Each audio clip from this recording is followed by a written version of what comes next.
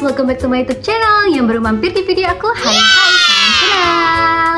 Oke, di video kali ini seperti yang udah kalian lihat di thumbnail dan di judul, kalau aku mau memberikan informasi tentang implan payudara di kliniknya Dr. Tompi di T-Space Bintaro. Nanti ya, khusus kalian, aku ajak kalian keliling, aku sengaja konsultasi sama salah satu dokter ahli bedah di sana ya, untuk sekedar memberikan informasi ke kalian, bagi kalian yang mau berniat untuk implan payudara.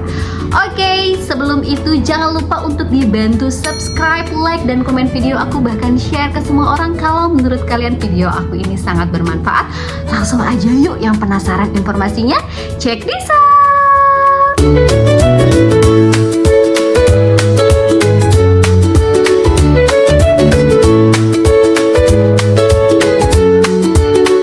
Oke, sebelumnya aku mau disclaimer dulu ya, kalau informasi ini nggak bertujuan sama sekali buat sengaja ngajak kalian untuk melakukan implan payudara ya. Jadi kalau misalkan kalian mau skip video ini, it's okay, nggak apa-apa. Tapi kalau misalkan kalian butuh informasi ini gitu kan, karena masih mencari-cari informasi ataupun mempertimbangkan kalau kalian pengen implan payudara, it's okay, boleh ditonton videonya sampai habis.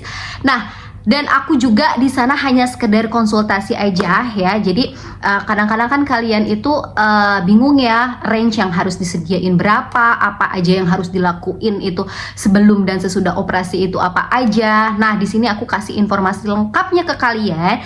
Tapi ya, kalau misalkan untuk lebih lengkapnya, harga patokannya itu nggak bisa dijadiin sama gitu semuanya. Jadi satu orang itu biasanya beda case, beda harga juga. Jadi ini untuk kayak bayangan kalian aja, kira-kira berapa yang harus disiapin biayanya ya. Nih aku khusus sampai khusus banget nih, khusus banget ya cari informasi ini untuk bikin video buat kalian semua. Nah, tapi di sini aku nggak melakukan implan payudara, jadi cuman gali-gali informasi gitu kan, gali-gali pengetahuan apa aja sih mengenai tentang si implan payudara ini. Langsung aja yuk, yang penasaran? Oke, jadi ya konsultasi selanjutnya ini aku lakukan di T-Space Bintaro ya. Nah, ini tuh yang ada Dokter Tompinya praktek di sini. Nah, di video sebelumnya itu kan aku udah pernah kasih informasi ya, bayang-bayangan tentang implan payudara tapi di kliniknya Beautiful yang di Bogor. Nah, ini aku karena di sana aku kurang dapat informasi yang lebih jelas dan aku nggak bisa ngelihat si contoh implan payudaranya itu guys. Nah, di sini di T-Space Bintaro ini dia ada contohnya dan ada size ukuran implan payudaranya gitu. Jadi kebayang sama aku kalau yang di Bogor itu nggak ada contohnya, jadi aku kayak masih meraba-raba aja gitu ya. Jadi informasinya kayak belum jelas banget gitu.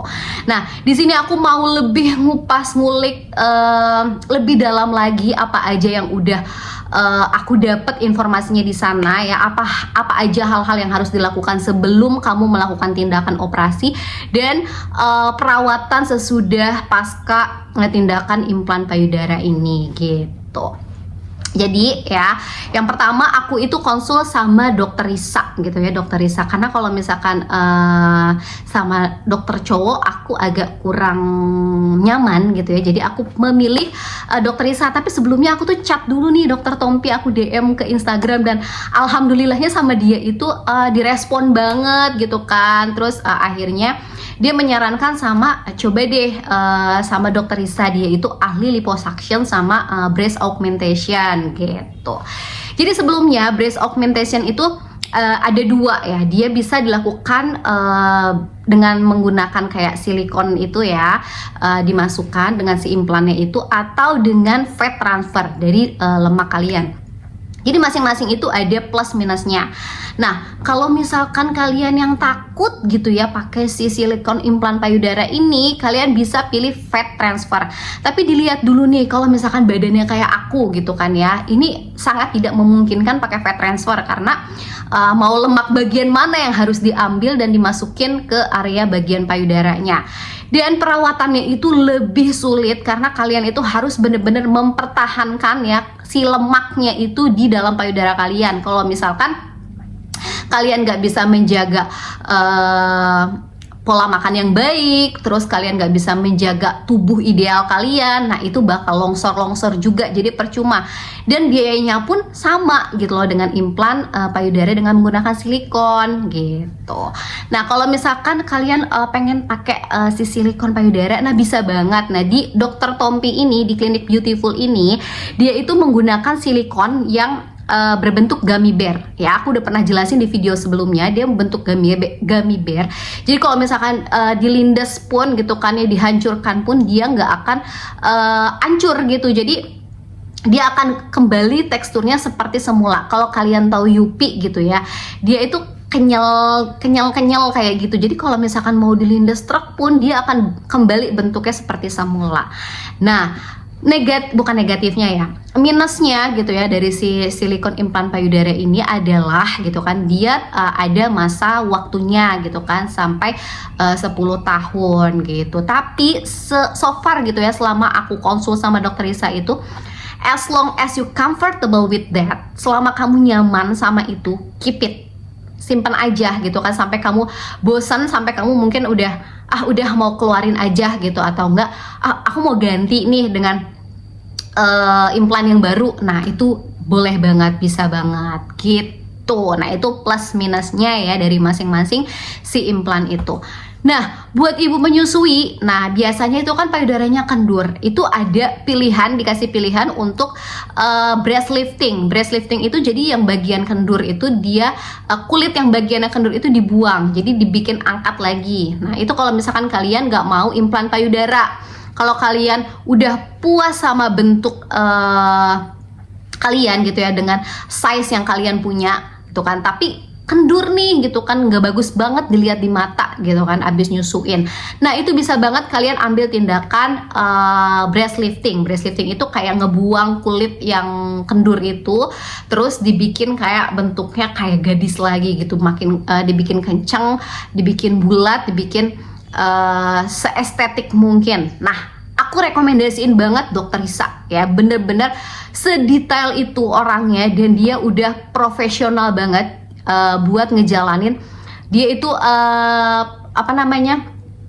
ahli di bidang liposuction sama si breast augmentation ini. Jadi kalian benar-benar dibuat nyaman, dibuat kalian bertanya sampai detailnya pun oke. Dan yang lebih oke-nya lagi gitu ya, dokter Risa itu dia akan mempertimbangkan si size implan payudara itu yang bagus di postur tubuh kalian tuh kayak gimana. Jadi nggak yang terlalu besar, jadi pas gitu di badan. Karena kalau terlalu besar dia itu kasihan si punggungnya katanya, karena dia akan menopang dada kalian lebih berat. Jadi takutnya kalau udah tuanya bungkuk atau gimana gitu ya. Nah selanjutnya, hal-hal apa aja sih yang harus diperhatiin sebelum sama sesudah operasi? Aku bahas yang sebelum dulu ya. Sebelum operasi apa aja yang harus kalian bener-bener siapin. Yang pertama adalah mental. Kenapa aku bilang mental? Karena ya namanya implan payudara pasti itu ada opini-opini yang pro dan kontra gitu ya. Jadi kalian harus siapin mental yang kuat gitu. Nah balik lagi sih menurut aku ya ke kalian gitu kan, di luar dari halal ataupun haram gitu ya, di luar baik ataupun tidak gitu. Kalau misalkan selama niat itu baik gitu ya, bukan untuk yang macem-macem gitu kan, tapi untuk kamu keep itu untuk suami kalian atau pasangan sah kalian. Kalau menurut aku pribadi itu sah-sah aja, oke-oke aja gitu ya, karena kalian memuaskan kebutuhan batin untuk pasangan sah kalian gitu. Tapi kalau misalkan menurut kalian mudorotnya tuh lebih banyak gitu ya, lebih baik jangan gitu. Kalau misalkan ragu-ragu lebih baik jangan. Jadi harus banyak pertimbangin hal-hal yang baik dan buruknya gitu untuk kehidupan kalian, kehidupan orang-orang sekitar kalian juga. Selama kalian nyaman, let it go gitu. Nah, yang kedua adalah setelah mental, yaitu biaya ya. Kalian harus siapin range ya, minimal banget itu 100 juta ya guys. 100 juta itu tergantung dengan kondisi tubuh ataupun kondisi kalian masing-masing. Jadi nggak sama, nggak bisa pukul rata 100 juta gitu, nggak bisa ya. waktu itu aku konsul itu dapat harga 125 juta. Jadi ya memang harus dipersiapkan dana sekitar segitulah ya. Kalau mau amannya kalian punya 200 gitu ya, punya tabungan sekitar segitu, karena after operasi juga gitu kan, buat kalian care si implannya itu, terus kalian juga harus beli si branya itu, karena kan kalau misalkan dapat sih ya satu gitu kan, tapi kan nggak mungkin dipakai terus-terusan, karena kamu itu pakai si bra korset itu tuh selama 1 bulan itu baru bisa copot teman-teman. Jadi mau pagi, siang, sore, malam, selama tidur pun kalian bahkan tetap pakai compression bra namanya ya, compression bra. Jadi bener-bener dia itu biar si implannya itu ngeset di badan kalian, nggak lari ke sana ke sini. Itu selama 1 bulan kalian harus pakai itu. Nah selebihnya kalau sama dokter Risa, setelah 1 bulan kalian udah bisa pakai bra yang kawat ya. Terus juga jahitannya dia ada di bawah lipatan payudara, jadi nggak kelihatan, aman katanya gitu ya. Terus juga dia itu tipe jahitannya katanya bukan yang harus dilepas, tapi dia udah yang menyatu sama daging, jadi nggak ada lagi tuh copot-copot jahitan, nggak ada. Cuman dia itu harus selama habis operasi dia itu katanya nanti ada selang terus ada tabung gitu ya, tabung selang yang buat ngeluarin darah yang ada, sisa-sisa darah gitu kan, yang ada bekas operasi itu gitu. Untuk biusnya bius lokal, jadi kalian itu dibikin tidur sampai nggak berasa kalau prosedur operasinya itu udah selesai. Jadi pas bangun udah selesai aja gitu, udah pakai compression bra gitu. Nah apalagi yang harus dipersiapkan selain mental, biaya, yang ketiga adalah support system. Itu penting banget, karena apa, kamu butuh support system gitu ya. Jadi kamu nggak bisa tuh yang namanya mau operasi tapi diem-diem, nggak bisa gitu, karena kamu mau nggak mau butuh bantuan orang guys ya. Jadi setelah operasi itu katanya kamu tidur itu nggak boleh telentang, harus posisi 45 derajat, jadi kayak nyandaran gini ya. Nah itu biar apa, karena itu sakit banget katanya ya. Jadi kalau misalkan telentang untuk bangun itu kan pakai otot dada. Nah, sedangkan kalau misalkan habis implan itu kan berarti ada sesuatu barang asing yang dimasukin ke badan kalian, dan itu tuh penyimpanannya di bawah otot ya, di bawah otot, dan gak mengganggu kelenjar air susu. Jadi kalau misalkan kalian masih mau hamil lagi, mau menyusui, bisa banget, masih bisa menyusui ya. Tapi itu yang tadi aku bilang, harus ada support system yang bener-bener oke banget ya. Jadi kalian itu kalau mau dari posisi tidur ke bangun gini aja harus dibantu, dibopong sama orang gitu, entah itu sama suami atau sama orang tua kalian, atau mungkin kalian butuh saudara gitu, teman, pokoknya harus ada orang yang care sama kalian itu setelah after operasi, karena kalian bener-bener butuh mereka banget gitu. Terus nggak boleh setelah operasi itu nggak boleh keramas ya, nggak boleh keramas sampai kalian cabut selang. Jadi jangankan keramas katanya, kalau misalkan habis operasi itu untuk angkat tangan up gini aja tuh agak sulit, tergantung kondisi masing-masing orang gitu ya, tergantung pemulihan masing-masing orang tuh biasanya berbeda-beda. Nah gitu. Nah terus yang harus dilakukan setelah operasi apa aja, jadi banyak banget ya. Jadi kan harus benar-benar udah prepare, kayak misalkan kalian cari-cari informasi, nih informasi apa aja sih gitu kan, yang harus, kayak misalkan gini loh, kalian kan tidur setengah yang aku bilang nggak 45 derajat gitu kan, kalian mau gapai sesuatu aja sulit, berarti yang harus kalian lakukan adalah kalian harus menyiapkan satu meja di samping untuk kayak nyimpen barang-barang kalian, entah handphone, charger, atau obat-obatan gitu kan ya. Jadi kalian gampang untuk ngeraihnya gitu. Nah, di sana juga harga tersebut udah termasuk sama painkiller ya, obat-obatan yang dibawa pulang, satu compression bra ya. Terus ada salep untuk si bekas jahitannya itu, teman-teman gitu.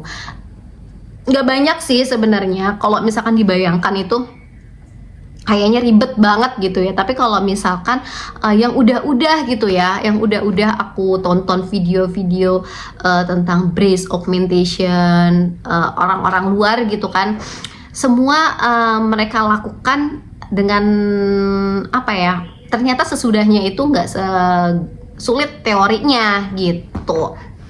Jadi yang penting itu, yang paling penting itu yang persiapin 3: mental, biaya, support system. Satu lagi, kalian harus banyak cari portofolio dokter-dokter yang oke gitu ya. Jadi jangan salah asal pilih klinik, jangan salah pilih dokter. Jadi harus benar-benar yang profesional, yang ahli di bidangnya. Kalau perlu kalian telusuri media sosialnya semuanya. Pokoknya cari informasi, gali informasi sedemikian rupa sampai kalian make sure udah yakin mau melakukan tindakan tersebut gitu.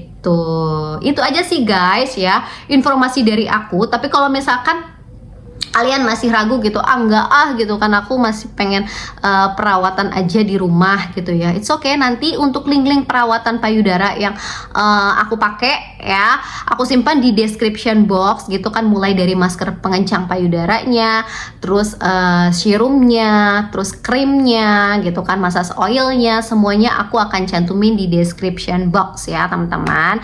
Nah tapi ya kalau misalkan perawatan kayak di rumah gitu, itu nggak bisa membesarkan ya, itu hanya bisa kayak menjaga elastisitas kulit payudara biar nggak kendur, biar tambah kenceng gitu aja sih ya. Oke, thank you guys for watching, makasih banyak yang udah nonton video aku sampai habis. Semoga informasinya membantu buat kalian yang mau menjalankan breast augmentation ini. Thank you, bye bye, sampai jumpa di video selanjutnya.